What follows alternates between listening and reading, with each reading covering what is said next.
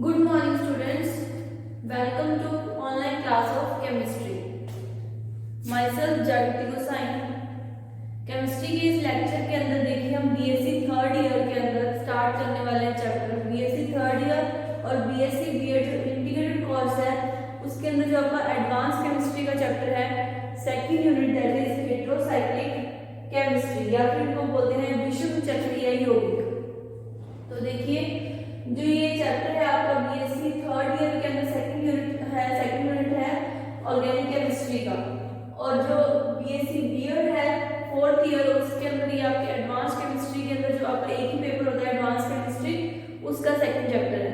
तो ये आज हम स्टार्ट करेंगे हेटेरोसाइक्लिक केमिस्ट्री या फिर विषम चक्रीय यौगिक। तो देखिए सबसे पहले ये देखिए कि हेटेरोसाइक्लिक कंपाउंड्स हैं वो क्या होते हैं।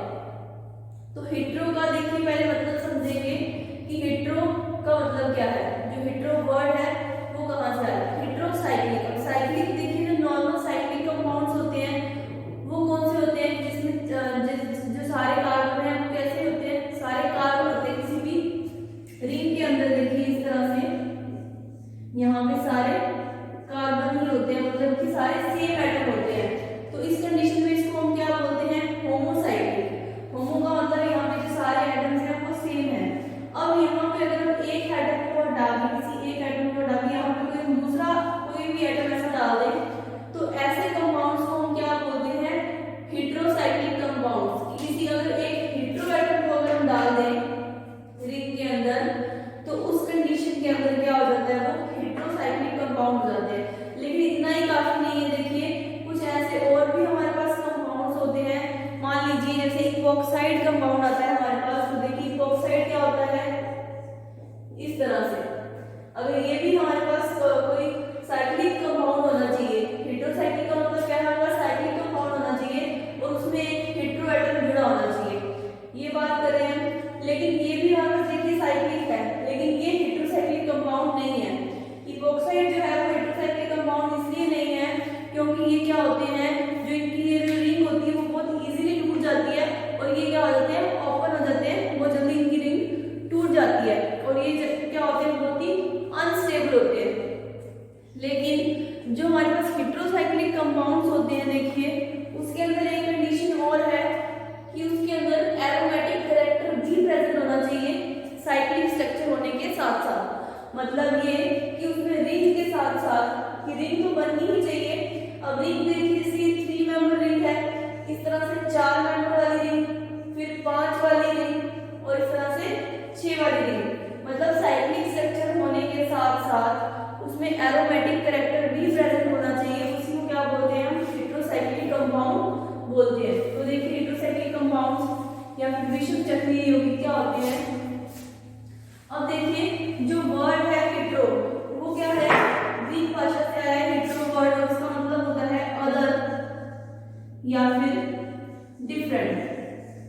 अदर या फिर डिफरेंट होता है, ठीक है, हेटेरो का मतलब।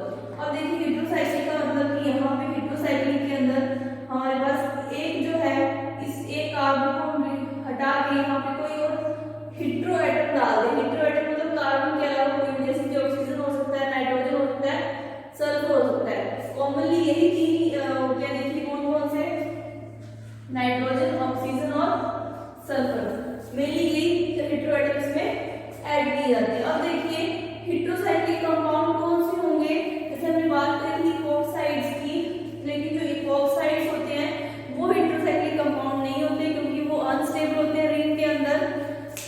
रिंग के अंदर वो अनस्टेबल होते हैं, बहुत जल्दी उनकी रिंग क्या होती है, टूट जाती है।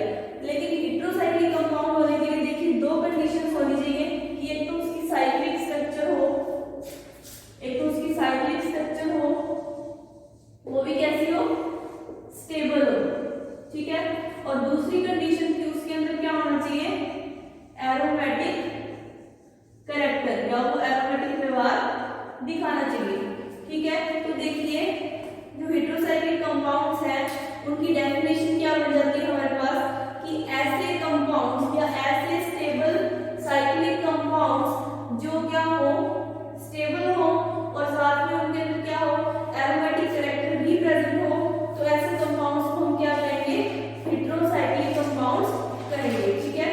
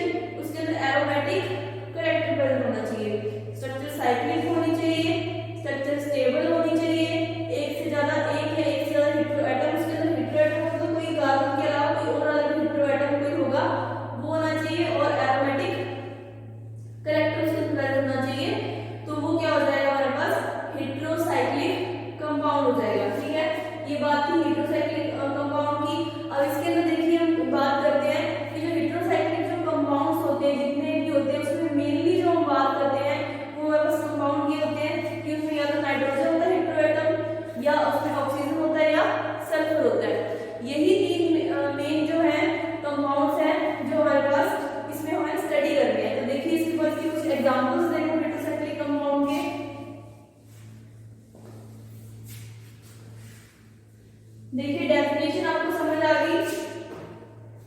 डेफिनेशन क्या थी कि cyclic stable structure with one or more heteroatom, cyclic stable structure with one or more heteroatoms and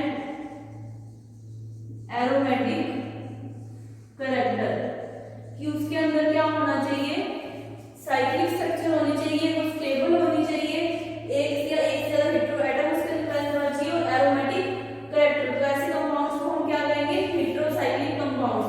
और मेनली जो हेटेरोसाइक्लिक कंपाउंड्स होते हैं वो किसके होते हैं, नाइट्रोजन के, ऑक्सीजन के और सल्फर के। कुछ एग्जांपल्स देखते हैं हम, देखिए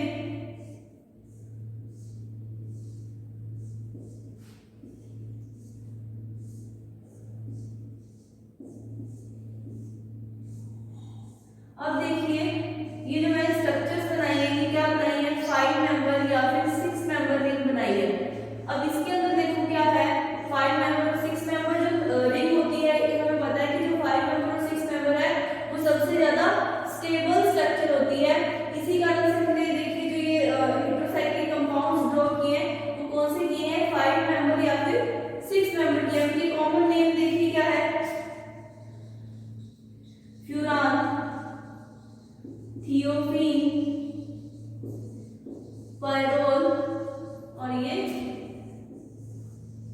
पायरीडीन, इस तरह से। ठीक है, ये तो इसकी कॉमन नेम है। इसके आगे नॉमेनक्लेचर की हम बात करेंगे, लेकिन पहले देख लो ये चीज समझ लो कि जो हमारे पास कंपाउंड्स होते हैं, देखिए ये भी हो सकते थे इस तरह से, ये एक ऑक्सीजन एटम आ जाता, यहाँ पे देखिए एक नाइट्रोजन एटम, तो ये 3 मेंबर हो जाती, इस तरह से ये 4 मेंबर, इस तरह से 5 मेंबर और 6 मेंबर रिंग। लेकिन जो 5 और 6 मेंबर रिंग है, देखिए 5 और 6 मेंबर रिंग है वो सबसे ज्यादा स्टेबल स्ट्रक्चर होती है। इसलिए हम जो मेनली हेटेरोसाइक्लिक कंपाउंड्स हमारे यूनिट के अंदर स्टडी करेंगे वो यही वाले करेंगे, 5 मेंबर और 6 मेंबर।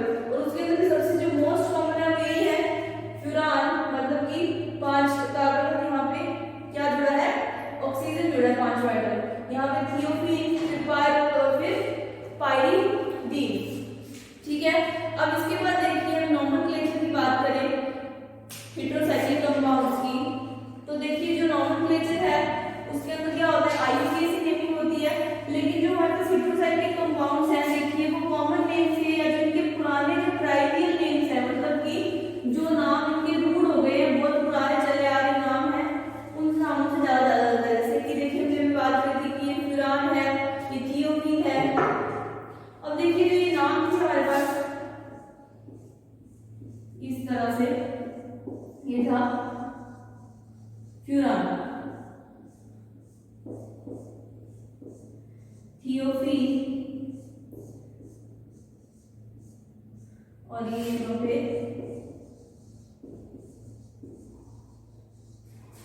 हमारे पास पायरोल। ठीक है, अब ये देखो ये क्या है कि ये हमारे पास 5 मेंबर रिंग स्ट्रक्चर है। तो ये तो देखिए इन सबके क्या है, देखिए कॉमन नेम है, तो कहीं के बहुत पुराने जो है रूढ़ नाम हो गए हैं या इसके ट्राइवियल नेम्स है वो है। लेकिन अब देखिए हमें इसकी क्या करनी है, आईयूपीएसी नेमिंग करनी है। तो आईयूपीएसी नेमिंग करने के लिए देखिए हमारे पास कुछ सेट ऑफ रूल्स होते हैं। किसी भी ऐसे ऑर्गेनिक कंपाउंड्स होते हैं जो हमारे पास उनकी अगर हमें नेमिंग करनी होती है तो आईयूपीएसी कुछ सेट ऑफ रूल्स होते हैं जिसके अकॉर्डिंग क्या है, नाम दिया जाता है। तो देखिए अब यहाँ पे जो नाम दिए जाएंगे इनके वो किस तरह से दिए जाएंगे, 5 मेंबर रिंग स्ट्रक्चर होती है जब भी क्या होती है, 5 मेंबर रिंग स्ट्रक्चर होती है, तो वहां पे देखिए पीछे जो सफिक्स लगता है वो क्या लगता है, ओल। अब यहाँ पे मतलब सब तरफ क्या आएगा, ओल आएगा। ठीक है, इस तरह से। अब यहाँ पे देखिए फ्यूरान, मतलब कि यहाँ पे ऑक्सीजन एटम है तो ऑक्सीजन के लिए यहाँ पे आएगा, यहाँ पे ऑक्सा। इस तरह से अगर यहाँ पे सल्फर एटम प्रेजेंट है तो यहाँ पे देखिए आएगा थियो, या फिर थी लिखेंगे ओ, इस तरफ से आ जाएगा तो थियोल। और इस तरह से अगर नाइट्रोजन एटम है तो यहाँ पे देखिए हमारे पास आता है एजा। तो इसका नाम देखिए थिया और एजा। तो इसका नाम देखिए आ जाएगा यहाँ पे हमारे पास ओक्सोल, यहाँ पे ये थियोल और ये आ जाएगा अजोल। तो देखिए आईपीसी ने हमने किस तरह से करी कि हमारे पास 5 मेंबर्ड रिंग स्ट्रक्चर है अगर मान लीजिए, तो वहां पे हमारे पास कुछ सफिक्स लगता है, वो लगता है ओल, और साथ में अगर ऑक्सीजन एटम है तो ओक्सा आएगा, सल्फर एटम है तो थिया आएगा और नाइट्रोजन एटम है तो एजा आएगा। तो इस तरह से हमने इसकी क्या की देखिए नॉमेनक्लेचर या नेमिंग देखी थी इसकी 5 मेंबर्ड रिंग स्ट्रक्चर की। अब इसके बाद देखो मान लीजिए यहाँ पे हमारे पास क्या होते हैं दो कंपाउंड्स, दो जगह पे नाइट्रोजन होता है, यहाँ पे भी नाइट्रोजन होता है और यहाँ पे नाइट्रोजन होता है। तो यहाँ पे देखिए यहाँ पे हमारे पास नंबरिंग करते हैं इस तरह से 1 2 3 4 5। तो अब यहाँ पे देखिए नाम आता है हमारे पास 1,3 डाई अजोल। ये तो आपको पता है कि अगर दो एटम आ जाएंगे तो 1,3 के साथ आगे यहाँ पे 2 है तो डाई आएगा, 3 है तो ट्राई आएगा, 4 है तो टेट्रा आ जाएगा। तो इस तरह से देखिए दो यहाँ पे नाइट्रोजन एटम है तो यहाँ इसका नाम क्या हो जाएगा 1,3 डाई अजोल हो जाएगा। अब देखिए ये तो बात थी सिंपल से नॉमेनक्लेचर की। अब अगर यहाँ पे हमारे पास दोनों नाइट्रोजन की जगह यहाँ पे एक नाइट्रोजन और एक ऑक्सीजन आ जाता तो उस कंडीशन के अंदर हम नेमिंग कैसे करते वो देखते हैं।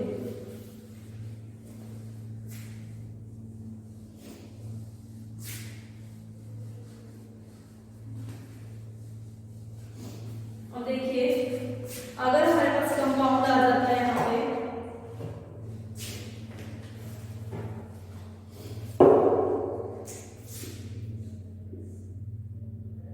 यहाँ पे नाइट्रोजन और यहाँ पे ऑक्सीजन, इस तरह से दो कंपाउंड्स आ जाते हैं तो हम किसका नाम पहले देते हैं किसका बाद में देते हैं। तो यहाँ पे देखिए इस कंडीशन के अंदर हम क्या लेते हैं हेटेरो एटम्स को, इनको देखते हैं। तो इसके अंदर जो हेटेरो एटम यहाँ पे हमारे पास देखिए जो हेटेरो एटम यहाँ पे पीरियोडिक टेबल के अंदर हायर नंबर पे आता है, कहने का मतलब है कि जिसका राउंड नंबर ज्यादा होता है वो यहाँ पे पहले रहता है। देखिए नाइट्रोजन और ऑक्सीजन में से क्या पहले देखिए ऑक्सीजन क्या है हायर ग्रुप का मेंबर है, तो ये 16 ग्रुप से आता है और ये 15 ग्रुप से आता है। तो इसका नाम देखिए हमारे पास क्या हो जाएगा ऑक्सा प्लस अजोल।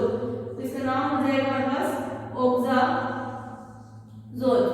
कि दो कंपाउंड्स थे उसमें दो हेटेरो एटम मतलब एक कंपाउंड के अंदर अगर हमारे पास, तो यहाँ पे जो हेटेरो एटम पीरियोडिक टेबल के अंदर हायर ग्रुप के अंदर आएगा तो वो क्या होगा पहले आएगा। इसी के बेस के ऊपर देखिए सीक्वेंस भी दे रखा है हमें कि अगर हमारे पास देखिए बात क्या करनी है, हमें तीन हेटेरो एटम की बात करनी है ऑक्सीजन नाइट्रोजन और सल्फर की, या फिर फास्फोरस और हर सिलिकॉन।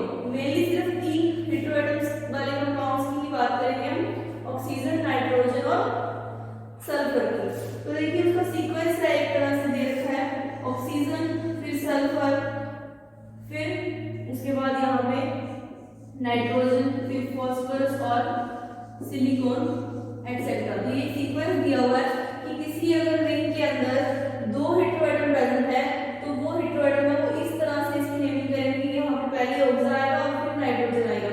तो इसके अकॉर्डिंग देखिए हमने, और अगर सल्फर और नाइट्रोजन आते मान लीजिए यहाँ पे सल्फर होता तो इसका नाम यहाँ पे देखिए क्या होता, यहाँ पे अपने सल्फर बाद में है ऑक्सीजन पहले, ऑक्सीजन क्या है पहले और सल्फर बाद में है। अभी जो कंपाउंड माना जाता है वो किसका माना जाता है सल्फर का कंपाउंड माना जाता है, और यहाँ पे ये ऑक्सीजन है ये पहले आता है, इसका नाम हो जाता ऑक्साथियोल हो जाता है, इसका नाम क्या हो जाता ऑक्साथियोल। अब इस तरह से देखिए, अब देखिए ऑक्सीजन और सल्फर है वो दोनों ही 16 ग्रुप के मेंबर हैं, ऑक्सीजन और जो सल्फर है वो दोनों ही 16 ग्रुप के मेंबर हैं। लेकिन इसमें देखिए जो ऑक्सीजन है वो पहले आएगा, और उसके पहले आने का कारण क्या है देखिए कि जो उसका परमाणु क्रमांक है ऑक्सीजन का उसको क्या दी जाएगी प्रायोरिटी दी जाएगी इसकी, कि ऑक्सीजन है वो पहले आता है सल्फर उसके बाद में आता है। तो इसका ऑक्सीजन पहले आएगा और सल्फर क्या आएगा बाद में आएगा, ठीक है। तो ये बात थी। अब इसके बाद नेक्स्ट देखिए, ये एक तरह से देखिए रूल्स चल रहे हैं सारे इसके आईयूपीएसी नेमिंग चल रही है जो उसके अंदर। अब इसके बाद देखो ये तो बात थी मेरे पास 5 मेंबर की, अब हम बात करें 6 मेंबर की। तो इस तरह से देखो मान लीजिए हमारे पास यहाँ पे नाइट्रोजन है। अब 6 मेंबर रिंग हमें यहाँ पे देखिए इसका कॉमन नेम तो हमें पता है कि इसका कॉमन नेम था हमारे पास पाईडी, हमने लेकिन अब हमें इससे बताना है IUPAC नेम। तो 6 मेंबर के लिए देखिए जो सफिक्स यूज होता है वो होता है आई। यहाँ पे देखिए जो सफिक्स यूज होता है आई होता है। और नाइट्रोजन के लिए हमें पता है कि एजा वर्ड यूज होता है। तो यहाँ पे देखिए एजा प्लस आई, तो ये हमारे पास आ जाएगा अजीम। तो इसका IUPAC नेम देखिए क्या हो जाएगा हमारे पास पाइरीडीन का, मतलब कि 6 मेंबर जो रिंग आएगी इसमें 6 मेंबर होंगे या 6 एटम होंगे, उसके अंदर उस कंडीशन के अंदर जो रिंग होगी उसको तो क्या कहेंगे आइन, और नाइट्रोजन प्रेजेंट है तो यहाँ पे एजीन आ जाएगा। इस तरह से देखिए यहाँ पे अगर ऑक्सीजन होता तो ऑक्सीन, और इसी तरह से अगर सल्फर होता तो यहाँ पे देखिए हमें क्या नाम आ जाता सल्फर होता। तो यहाँ पे देखिए थिया और साथ में ईन है, लेकिन उसके अंदर नेम देखिए थोड़ी सी डिफरेंट होती है, लेकिन मेनली एज अ 6 मेंबर के लिए जो नाम आएगा वो अजीम ही आएगा। और हमें नाइट्रोजन के ही मिलते हैं 6 मेंबर कंपाउंड्स। तो ये बात ही देखिए नॉमेनक्लेचर की, कुछ रूल्स इसके हो चुके हैं और कुछ हमें क्या है देखिए डबल बॉन्ड है, सिंगल बॉन्ड है, तो उस कंडीशन के अंदर नेमिंग कैसे होगी तो वो अभी आगे कुछ और देखिए इसके हैं। एजीन हो गया देखिए, उसके बाद अब जैसे मैंने बात करी थी कि अगर यहाँ पे दो अलग अलग हेटेरोएटम होते तो उस कंडीशन के अंदर हम कैसे नाम देते, तो वो सब चीजें भी हमने डिस्कस कर चुके हैं। अब सिर्फ एक रूल बचा है कि अगर डबल बॉन्ड है तो क्या होगा और सिंगल बॉन्ड है तो क्या नाम होगा। तो देखिए डबल बॉन्ड हमने बात करी कि अजीम है, अब यहाँ पे देखिए अगर होता है इस तरह से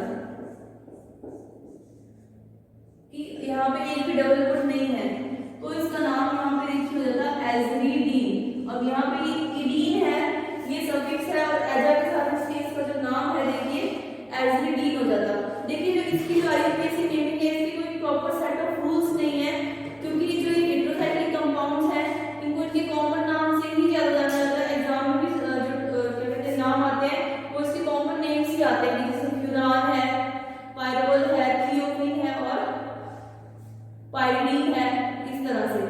तो देखिए इसका जो नॉमेनक्लेचर है थोड़ा सा डिफरेंट है, तो इसको हमने देखिए कुछ देख लिया और कुछ एग्जांपल्स के भी हम और देखेंगे। ये तो अभी एक रिंग की हमने बात करी कि अगर 2 रिंग होगी तो उसकी नेमिंग कैसे होगी, और इस तरह से हायर जो हेटेरोसाइक्लिक कंपाउंड्स होंगे कि यहाँ पे एक पे नाइट्रोजन एक 1 2 पे पोजीशन पे होगी तो क्या नाम होगा 1 3 पे और 1 4 पे। इस तरह से देखिए कुछ जो नेमिंग है वो हम देखेंगे। बाकी नेक्स्ट क्लास